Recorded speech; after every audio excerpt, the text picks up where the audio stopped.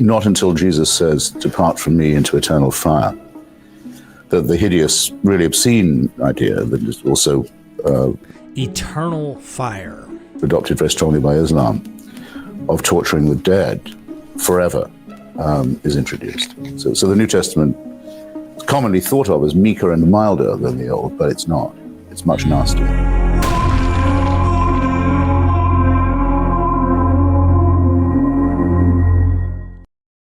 Is the New Testament far more immoral than the Old Testament? I mean, how often do we hear from Christians that that's the old covenant? That's the bad way things had to be put away. Jesus died so that all that wrath and punishment we find in the Old Testament, man, don't bring that up. Don't bring that up. We live in the new covenant. We live in the New Testament. We live under grace. We live under mercy. We live under love and compassion. Well, who better than to piss people off Christopher Hitchens, who is addressing this very issue in an interview. We probably will find this interview at some point, but I want to react to something he says here. Maybe we can dig deeper. Let's see what he has to say pertaining to this issue. Is the New Testament worse than the Old Testament? There's no hell in the Old Testament. There's no talk about punishing the dead. Not in any canonical, accepted Old Testament book there isn't. When you've been killed and all your people killed with you and your wives and children sold into slavery and your land taken and all of this, the jealous God is done with you. You're not going to suffer anymore. I mean, that is true. That's a fact. It's not until Jesus says, "Depart from me into eternal fire," that the hideous, really obscene idea that is also eternal fire, adopted very strongly by Islam, of torturing the dead forever is introduced. So the New Testament is commonly thought of as meeker and milder than the Old, but it's not. It's much nastier. There's no hell. What do you think about this? I mean, look, Christopher Hitchens is tapping into a very controversial issue. Hell is explicitly described as something everlasting. And this is why I believe theologically annihilationists exist and universalists. I mean, we don't like this picture. So the Gospel of Peter gives us this vision of hell, which was accepted amongst the church for the most part, but they wouldn't preach it in certain Sunday lessons because either it was too vivid or they didn't see it quite as canonical, but it had a moral lesson of fear to keep people behaving a certain way. That had descriptions of hell that gets further developed in Dante's Inferno. But the Old Testament, right? That is way worse if you believe it to be true than just dying and going to Sheol, the grave. Let's see how these comments look on this video. Oh, Christopher, how we miss you. One of the great minds of all time. What kind of justice is it to torture someone for all eternity for something he did in one short lifetime? This is a good point. Like, does the punishment equal the act, right? And this is something I think anyone today would feel morally abhorred by. Like, they would look at it and go, that is evil. If someone stole an apple and the punishment was chop their arms off so they can't reach for anything ever again, you would think that's insane. What if they said you end their life because they took an apple, they were hungry? You end their life. That in this life is like, you would say this is such an immoral law code, this is so imbalanced, it's not right. But then if you said, like, imagine it's something like that, but for all eternity. That, ladies and gentlemen, is crazy. Think about it. Okay, no benevolent creator God that created an afterlife would make hell the default. I agree. This was one of the things that blew my mind when I really began to delve into the concept of hell and helped me get over a lifetime of fear of hell. Screw whoever first thought it was a good idea to start spreading that rubbish around. I've thought the same thing. There is talk of love and then the cruel doctrine. So unbelievably smart, Miss Christopher Hitchens. That's the best response I've done was up to a 48 plus hours moving, running on caffeine and anxiety. One showed up at the door. I told her I didn't have time. She don't care what happens when you die. I started singing. Okay. Someone says, torturing the dead. I never thought of it that way. Had a religious person tell me I was crazy for not believing in God. I said, show me hell on a map. He looked at me like I asked him to jump off a bridge. Where is heaven? I asked. I could see his wheels turning. He'd think of something, then realize that it wasn't good enough. He was getting his church mail. I asked any letters from Jesus. All the time he answered. I asked, okay, this is so funny. What else we got? Oh, yeah, here's one. And many of them sleep in the dust of the earth shall awake, some to everlasting life, and some to shame and everlasting contempt.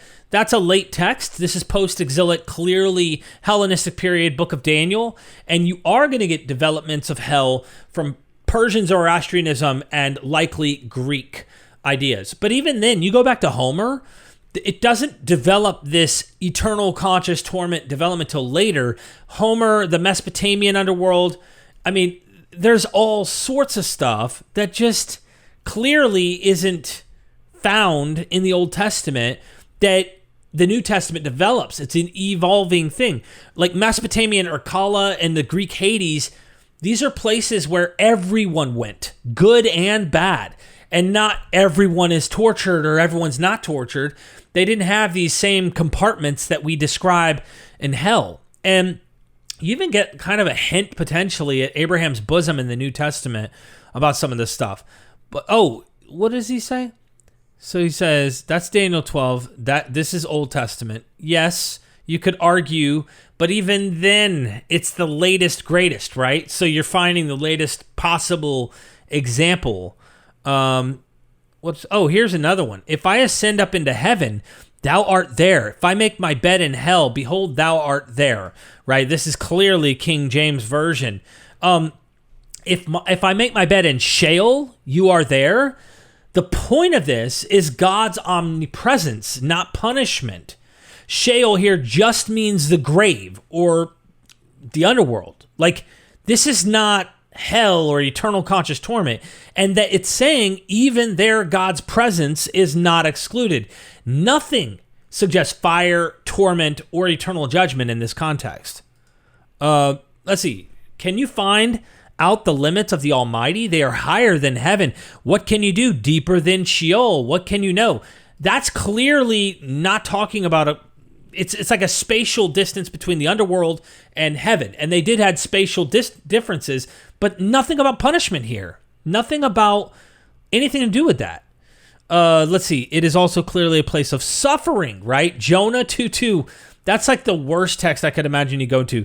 Then Jonah prayed unto the Lord his God out of the fish's belly and said, I cried by reason of mine affliction unto the Lord, and he heard me out of the belly of hell, King James Bible, cried I, and thou heardest my voice from hell. Okay, problem is, this is not actually talking about an experience of conscious torment like described by hell, fire, torment, and all that. This is like equating either a near death or a death experience in Sheol. He's rescued from Sheol, which would contradict the idea that Sheol is a place of permanent torture. So he's dying. 3 days, Inanna dies. She's not eternally consciously tormented. She's killed, and there seems to be underworld demons that act upon that. But then she's dead. That's it. Enough. Until she's brought back to life using the water of life and the food of life, and they bring her back to life. She's dead for 3 days and 3 nights too, by the way, which is an odd reference in Jonah about him dying, going into the underworld, Sheol, which is the depths, right? He clearly, in this giant fish, this Ketos in Greek, monster fish potentially in the Greek translation, goes deep into the underworld of the abyss, under the waters, and he's dead. But he cries out from the underworld, and God hears his voice. There's no description of suffering by fire, torment, anything like that. He's simply dead, and God can bring him back. Plus, I think Jonah's poetic, and it's supposed to be comedy. So that's weird. How art thou fallen from heaven, O Lucifer, son of the morning? How art thou cut to the ground, which thou didst weakens the nations? For thou hast said in thine heart, I will ascend into heaven. I will exalt my throne above the stars of God. I will ascend above the heights of the clouds. I will be like the Most High. Yet thou shalt be brought down to hell, again, King James, I imagine, to the sides of the pit. Isaiah 14, 12-13. This, ladies and gentlemen, is the king of Babylon. And of course, this echoes an older myth of Athar. I did an actual documentary on this. There's an older, well-known deity from Arabia, you name it, all throughout the Palestine of this god named Athar. And it's kind of a polemic against the king of Babylon while still echoing the myth of Athar, which is much older. And so, you shall be brought down to Sheol. Sheol instead of hell, right? The underworld or the grave. This is political satire, ladies and gentlemen, not a doctrine of hell. Maybe someone later can reference it to use it theologically, but how often do later authors reach back and rework stuff? All the time. That's just, it's not describing hell and conscious torment or anything like that. It's poetic satire to dominate this king. Clearly, it's a jab at the king. And you know what's interesting? I'll end on this note for this particular video because I love that Christopher Hitchens brings this in. Hell sucks. This idea, this doctrine of hell really sucks.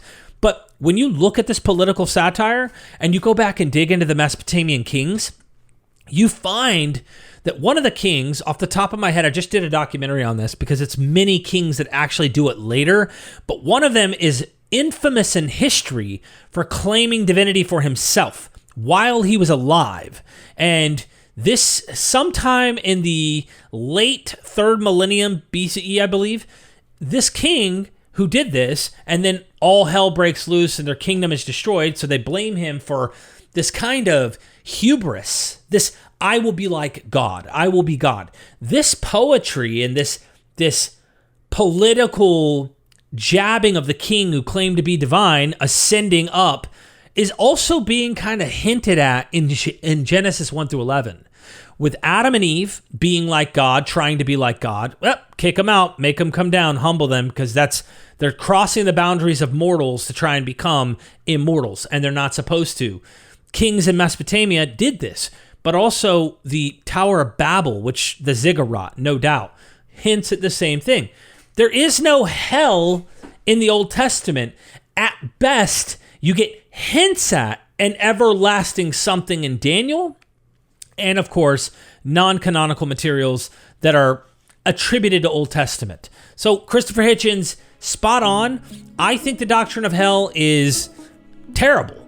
And it's bad enough with the Old Testament, let alone getting the New Testament to teach these kind of doctrines. Marcion saw the problem very early on, and I think we should too. Thank you so much. Hey, subscribe to the channel. Hit the bell if you like this kind of stuff. I like reacting. It's just me being me, and I love just being able to express myself. My other bigger channel is far more sophisticated, academic. We dive into the materials. If you haven't heard of MythVision podcast, do so. Go check it out if you like that kind of stuff. Here, I'm just being me. So subscribe, drop a comment. Let me know what your thoughts are. Do you think the New Testament is more immoral than the Old? And until then, I'll see you next time. Thanks.